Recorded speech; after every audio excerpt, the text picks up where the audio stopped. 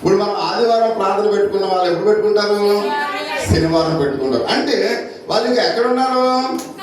పాత నిబంధన కాలంలో వారు ఉన్నారు. పాత నిబంధన మోషే ధర్మశాస్త్రాన్ని వాళ్ళు పాటించే వారిగా ఉన్నారు. ఒకవేళ సపోజ్ ఇప్పుడు ఏదైనా వివాహం జరిగినప్పుడు మన బంధువుల స్నేహితులు కూడా సెవెంత్ డే వాళ్ళు ఉన్నారనుకోండి, వాళ్ళు సపోజ్ మన ప్రార్థనకు వచ్చారనుకోండి, వాళ్ళకి ఎలా ఉంటది?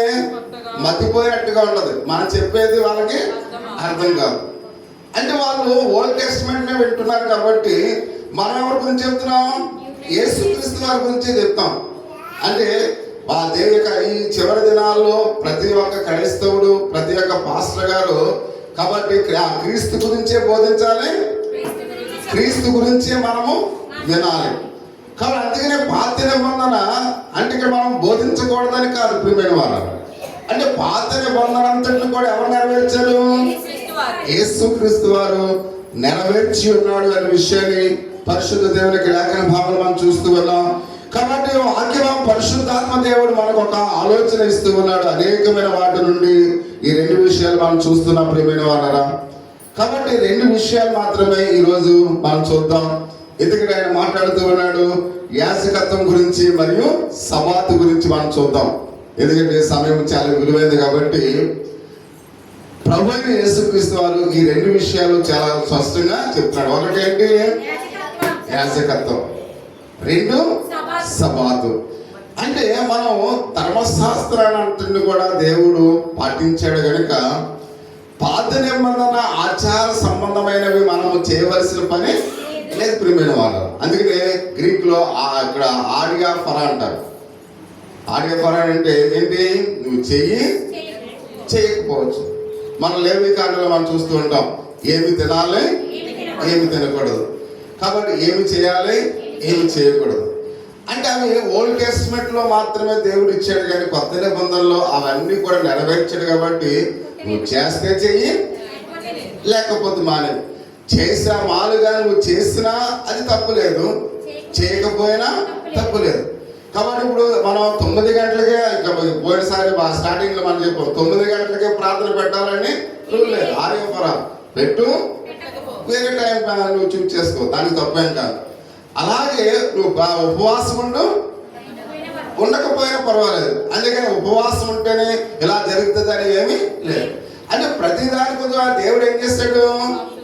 నువ్వు చేస్తే చెయ్యి, లేదు. ఒకవేళ ఆయన దేవుడు ఎవరైనా చనిపోయాడు అనుకోండి, వాళ్ళ ఇంటికాడ భోజనానికి మనం వెళ్ళాలనుకోండి, వెళితే వెళ్ళు, లేకపోతే మానే. నువ్వు వెళితే నరకానికి వెళ్ళిపో, అర్థమవుతుందా?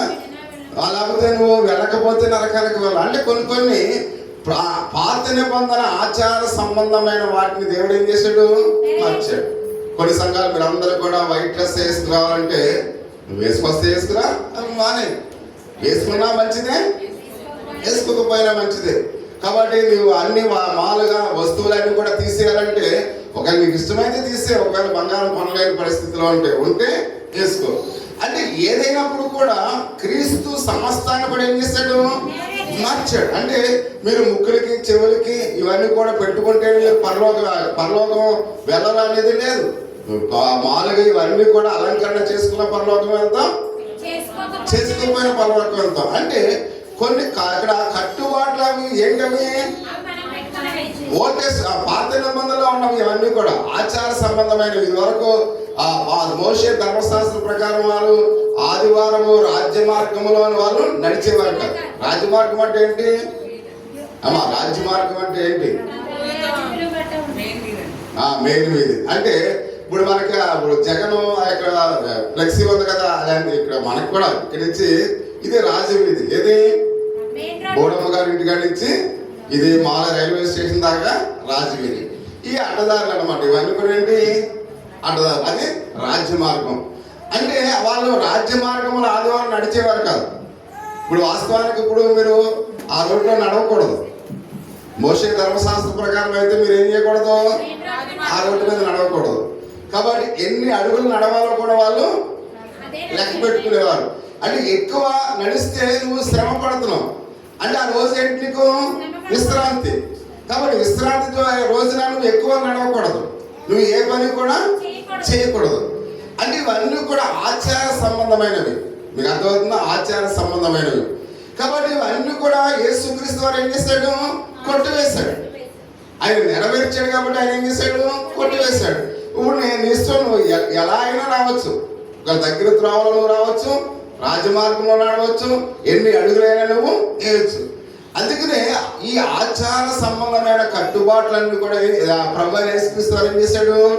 నెరవేర్చి కొట్టివేయబడినట్లుగా పరిశుద్ధ గ్రంథములు అయితే మనం చూస్తూ ఉన్నాం. అందుకని ఏదైనా ఇదే చేయాలనే రూలు లేదు అనే విషయాన్ని గమనించాలి. కాబట్టి ఎవరూ కూడా మనము మామూలుగా ఇలా చేస్తేనే మీరు పరలోకం వెళతారనే విషయాలు మనం ఏం చేయాలి? తీసివేయాలి. ఎందుకంటే నా ప్రభువు అన్ని కూడా ఏం చేశారైనా నెరవేర్చాడు. నేను ఏమి చేయవలసిన పని నాకు లేదు, నా తరపునే అన్ని కూడా ఏం చేశాడు? చేశాడు. కాబట్టి అందుకనే ప్రతి విషయంలో కూడా వాక్యాన్ని మనం ఎరిగి ఉండాలి, వాక్యాన్ని మనం తెలుసుకోవాలి. ఎవరైనా ఏదైనా చెబితే దానికి జవాబు చెప్పేలాగా ఉండాలి. సపోజ్ కాబట్టి ఎవరైనా ఏదైనా ఇలా చేస్తేనే మీరు వెళ్తారని అన్నారనుకుని మీరు ఏం చెప్పాలి? ఎబ్రీయులకు రాసిన పత్రిక ఒకసారి వాళ్ళకి చూపించి, సమస్తాన్ని కూడా యేసయ్య నెరవేర్చాడు కనుక, ధర్మశాస్త్రాన్ని కొట్టివేసి ఉన్నాడు కనుక, కాబట్టి మేము ప్రభువుని నమ్ముకున్నాం కనుక ప్రభు మా కొరకు సమస్తాన్ని కూడా చేసి ఉన్నాడు అని ప్రతి ఒక్కరు కూడా మనం ఏం చేయాలి? చెప్పవలసిన వారు మనం చూస్తూ ఉన్నాం. అందుకని ఇక్కడ మనం చూస్తూ ఉన్న రెండు విషయాలు మనం చూస్తున్నాం. ఒకటి ఏంటి? యాజకత్వం గురించి చూస్తున్నాం. రెండు సబాతు గురించి మనం చూస్తూ ఉన్నాం. కాబట్టి అందుకనే యేసు రాకల్లో అన్ని విషయాలు కూడా ఆయన ఏ విధంగా మార్చబడడానికి చూసినట్లుగా మనం చూస్తూ ఉన్నాం. ఒకటి యాజకత్వం, రెండు సబాతు గురించి మనం తెలియజేస్తున్నాడు. మొదటగా యాజకుడు అనగా ప్రధాన యాజకుడు. యాజకుడు అంటే అర్థం ఏంటి? ప్రధాన యాజకుడికి మనం చూస్తున్నాం.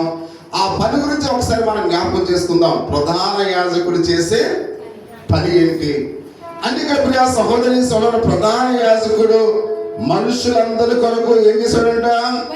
బలి అర్పించేవాడు. ఈ ప్రధాన యాజకుని ఎవరు ఏర్పరచుకునేవారు?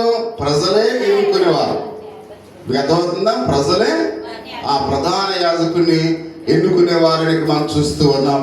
కాబట్టి ప్రజల కొరకు అర్పణలు చెల్లించేవాడు. ప్రియమైన వారు, ఈ ప్రధాన యాజకుడు చేసే పని ఏంటి? ప్రజల కొరకు ఆయన అర్పణలు చెల్లించేవాడిని మనం చూస్తూ ఉన్నాం. కాబట్టి ఈ విషయాన్ని దేవుని విషయంలో ఆయన మాట్లాడుతూ ఉన్నాడు. కార్యాలను కూడా జరిగించడానికి మనుషుల నిమిత్తము దేవుడు ఏర్పరచుకున్నట్లుగా మనం చూస్తున్నాం. 5వ అధ్యాయము ఎబ్రీయులకు రాసిన పత్రిక 5వ అధ్యాయము 1వ వచనంలో ఒక మాట మనం చూస్తున్నాం. ప్రతి ప్రధాన యాజకుడును మనుషుల నుండి ఎక్కడైతే ప్రతి ప్రధాన యాజకుడు ఎవరి నుండి ఏర్పరచబడ్డాడంట? మనుషుల నుండి ఏర్పరచబడ్డాడు. చూడండి, ఇప్పుడు ఒక విషయాన్ని మనం గమనించాలి. దేవుడు మనకు అనేకమైన తలంతులు ఇచ్చాడు. ఒకవేళ మీరు నన్ను గమనిస్తారో లేదో కానీ మీరు నాకు తెలియదు, కానీ నేనేం చేస్తానంటే, కొంతమంది ముందుగా వచ్చి పాటలు పాడుతూ ఉంటారు. ఆ పాటలు పాడే వాళ్ళకి నేను వాక్యాలు చదవమని చెప్పను. కాబట్టి ఎవరైతే కొద్దిగా లేటుగా అది ఎవరైతే వచ్చారో వారికి వాక్యం చదవడానికి వాళ్ళకి అవకాశం ఇస్తూ ఉంటారు. కొంతమంది ఇంకా కొద్దిగా లేటుగా వస్తారు, వారు ప్రార్థన చేసే అవకాశం ఇస్తారు. అంటే వాక్యం చదివే వాళ్ళకి ప్రార్థన ఇవ్వను, కాబట్టి పాటలు పాడేవారికి, అంటే అందరూ కూడా దేవుని యొక్క సంఘములో అందరూ కూడా పాలు పంపులు పంచుకోవాలి. కొంతమంది అనుకోవచ్చు, ఏంటి వాక్యం అన్ని చదవాలి అంటే, ఆల్రెడీ మీ పని అయిపోయింది. దేంతో? పాటలతో అయిపోయింది.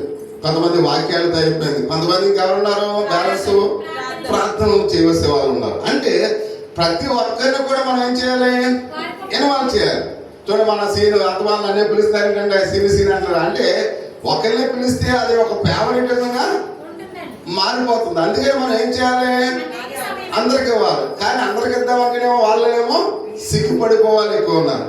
కాబట్టి మీరైతేనేమో ఏదన్నా ఒక వస్తువు కొనకపోతే, గ్యాస్ సమయానికి రాకపోతే మీరు ఊరుకోరు. అమ్మా ఊరుకుంటారు? మీరు ఊరుకోరు. కానీ మీ భర్తలు ప్రార్థన చేయకపోయినా కానీ మీరు ఏం చేస్తున్నారు? పట్టించుకోవడం లేదు. కాబట్టి మీరు పౌరుషం కలిగి నువ్వు ప్రార్థన నేర్పించావనుకోండి, తప్పకుండా వాళ్ళు ఏం చేస్తారు? ప్రార్థన చేస్తారు. అంటే నిజంగా వాస్తవంగా వాళ్ళు అంటే ఒక స్టేజ్ ఫీలింగ్ ఉంటుంది. ఎవరికైనా ప్రార్థన చేయాలన్నా వాళ్ళు నిజంగా ఇంటి దగ్గర అయితే ఒకళ్ళైతే ప్రార్థన చేసుకుంటారు. వాళ్ళు ఇప్పుడు మీరు అందరి ముందు మైక్ లో చేయాలంటే వాళ్ళు ఏమవుతున్నారు, ఫీల్ అవుతారు. ఎందుకంటే సరదాగా వీళ్ళు ఆ సెంటర్లో కూర్చున్నప్పుడు ఏడా ఇలా చేసేవాళ్ళు అలా చేసేవాళ్ళు అని ఎవరైనా కామెంట్ చేస్తారేమో అని వాళ్ళు ఏం చేస్తారు, సిగ్గుపడతారు. అందుకని ఒకవేళ మీరు మైక్ లో చేయకపోయినా మామూలుగా చేయొచ్చు. అంటే ఇప్పుడు మైక్ లో చేస్తేనే దేవుడు వింటాడని కాదు, మీకు అర్థమవుతుందా? అంటే ఏదేమైనా నువ్వేం చేయాలి, ప్రార్థన చేయాలి, అది ముఖ్యం. అందుకని మైక్ లోనే ప్రార్థన చేయాలి అనేది కాదు. అంటే మనం ప్రార్థన చేస్తామా లేదా అనేది ప్రాముఖ్యమైంది. అందుకని వచ్చే వారం అమ్మ ఎవరైతే మామూలుగా ప్రార్థనకి వెనకాడుతూ ఉన్నారో వాళ్ళు చక్కగా ప్రార్థన చేస్తారు, చక్కగా మాట్లాడతారు. కాబట్టి మీరు ఏం చేయాలి, వాళ్ళకి మైకులో చేయకపోయినా వాళ్ళని ప్రార్థన చేయడానికి మీరు ఆసక్తి చూపించాలి.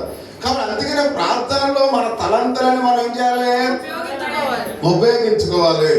కొంతమంది ఎంతో శుభ్రం చేస్తూ ఉంటారు, శాంతి పొద్దుగా వస్తూ ఉంటుంది, ఇక వాళ్ళతో పాటు సరదాగా అవన్నీ కూడా శుభ్రం చేస్తుంటారు. అలా పిల్లలు చిన్నపిల్లలు వస్తుంటారు, వాళ్ళు కూడా శుభ్రం చేస్తుంటారు.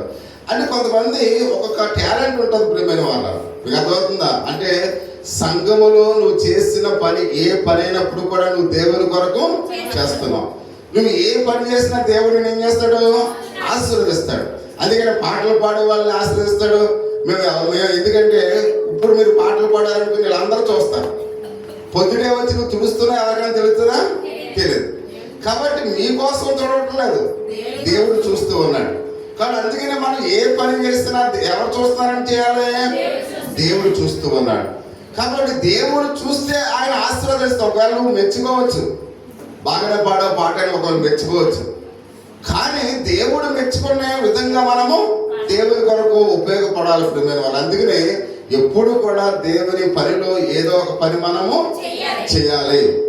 అది దేవుడు చూస్తాడు, దేవుడు మనల్ని ఆశీర్వదిస్తాడు. అలాగనే కొన్ని విషయాలకి మనం గమనించినట్లయితే మీ అందరూ కూడా యాజకులుగా ఉండడానికి కుదురుతుందా?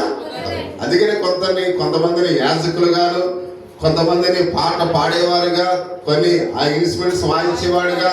అంటే సంఘములో అందరూ కూడా ఏదో ఒక పనికి దేవుడు ఏర్పరిచాడు. మనకున్న టాలెంట్ మనం చేయాలి, ఉపయోగించుకోవాలి ప్రియా సహోదరి సహోదరుడు. అలాగనే యాజకులను కూడా ఎవరు ఏర్పరిచారు, మనుషులు ఏర్పరిచినట్లుగా మనం చూస్తున్నాం. దేవుడు వాళ్ళని బలపరిచినట్లుగా లేఖన భాగములు మనం చూస్తున్నాం. అంటే ప్రజల యొక్క పాపం నిమిత్తం వారు బలులు అర్పించేవారు అనే విషయాన్ని మనం జ్ఞాపకం చేసుకోవాలి. అది వారి యొక్క విధి. దేవుని యొక్క సేవకులు పని ఏంటి, బలులు అర్పించడం. అందుకని ఇక్కడ గబగబా వచ్చి తొడవడం లేకపోతే ఇక్కడ అన్ని చేయడం అది పనే. కానీ ఒకవేళ ఆ పని చేస్తాడు అనుకోండి, దేవుని యొక్క పరిచర్యకు కొంత సమయం ఏమవుతుంది, వేస్ట్ అవుతుంది. అందుకని దేవుని యొక్క సేవకుడు ఏమి చెప్పాలి నా సంఘానికి అనే దాని మీదే వాళ్ళు ఆధారపడి ఉండాలి. అంటే కాబట్టి పాస్టర్ గారికి ఇంకా మీరు ఏమి కూడా ఏం చెప్పకూడదు. అంటే ఏదైనా మీటింగ్స్ పెట్టాలన్నా లేక ఏదైనా భోజన కార్యక్రమాలు చేయాలన్నా ఇవన్నీ కూడా మీరే ఇన్వాల్వ్ అయ్యి మీరు ఏం చేయాలి, సంఘానికి సంబంధించిన కార్యాలను కూడా మీరు చేయాలి. మీకు అర్థమవుతుందా? అందుకని కాబట్టి ఈ విషయాలు ఎవరు పంచుకోకూడదు, సేవకుడు. ఎందుకంటే సేవకుడు మీ కొరకు ఏం బోధించాలన్న దాని గురించి ఆలోచించాలి. ఒక క్రిస్మస్ చేయాలంటే ఆ సంఘ మామూలుగా చూడండి ఆ పెద్దల కమిటీ ఎలా చేయాలి ఏంటి అనేది కూడా వాళ్ళే ఆలోచించాలి. అంటే ఎక్కువ పర్సెంట్ పరిచర్యలో ఎక్కువ భాగాన్ని అంటే ఎవరికున్న టాలెంట్ వాళ్ళు ఏం చేయాలి, ఉపయోగించుకోవాలి. అప్పుడు సంఘం అనేది ఎంతో అభివృద్ధి పొందుతుంది, సంఘం అనేది ఎంతో విస్తరిస్తూ ఉంది. కాబట్టి అందుకనే ప్రతి ఒక్కరు కూడా రేపటి నుంచి రేపటి ఆదివారం ఏ కార్యక్రమం అయినా ఒక సంఘ పెద్ద టైమింగ్స్ కూడా ఫోన్లో పెట్టాలి. అర్థమవుతుంది స్క్రీన్ మనం ఏ సమయాన్ని పెడుతూ ఉన్నాం ఆ టైమింగ్స్ కూడా పెట్టేది ఎవరో మీరే పెట్టాలి. కాబట్టి కొన్ని విషయాలు సంఘ పెద్దలు కొన్ని విషయాలు నేర్చుకోవాలి. మన సంఘాన్ని ఎలా అభివృద్ధి పరచాలో ప్రతి ఒక్కరు కూడా తెలుసుకోవాలి. కాబట్టి అందుకనే దేవుని యొక్క సేవకుడు దేవుని యొక్క సందేశాన్ని ఏదైతే బోధించడానికి బాగుంటుందో, ఇందాక చూడండి కొద్దిగా ఆ పాప ఎక్కడికి వెళ్ళేసరికి మైండ్ అప్సెట్ అయిపోయింది. ఎవరెవరికి చెప్పాలో అనేది మళ్ళీ మర్చిపోయాడు. అంటే నా ఉద్దేశం ఏంటంటే నేను ఏం చెప్పాలని దాని గురించి నేను ఏం చేస్తాను, ఆలోచిస్తూ ఉంటాను. అందుకని ప్రతి విషయంలో కూడా కొన్ని జాగ్రత్తలు అందరం కూడా ఏం చేయాలంట, పంచుకోవాలి, తీసుకోవాలని ప్రతి ఒక్కరు కూడా ఆలోచించవలసిన వారిగా మనం చూస్తున్నాం. అందుకనే ప్రధాన యాజకులను ప్రజలు ఏర్పరచుకుంటే దేవుడు వాళ్ళని బలపరిచినాడు. ఆ ప్రధాన యాజకుడు చేసే విధి ఏంటంటే బలులు అర్పించటం అనే విషయాన్ని మనం చూస్తూ ఉన్నాం. కాబట్టి అయితే దీనిలో ఒక సమస్య ఉంది ప్రియా సహోదరి సోదరుడా. బలులు అర్పించడంలో కూడా ఏముందట, ఒక సమస్య ఉంది. అదేంటంటే ప్రధాన యాజకుడు కూడా దేవుని సమీపించడానికి అర్హుడు కాదు. ప్రియమైన వాళ్ళ, ప్రధాన యాజకుడు కూడా దేవుని సమీపించడానికి అర్హుడు కాదు. కాబట్టి అర్హుడు కాదు కాబట్టి ఏం చేయాలి, తన సొంత పాపముల నిమిత్తము ముందుగా బలి అర్పణ చేయాలి. అంటే ముందుగానే ఆ యొక్క సంఘ కాపరి లేక యాజకుడు తన పాపను ఒప్పుకున్న తర్వాత మాత్రమే ఎక్కడికి రావాలి, పరిశుద్ధ స్థలంలోనికి రావాలి.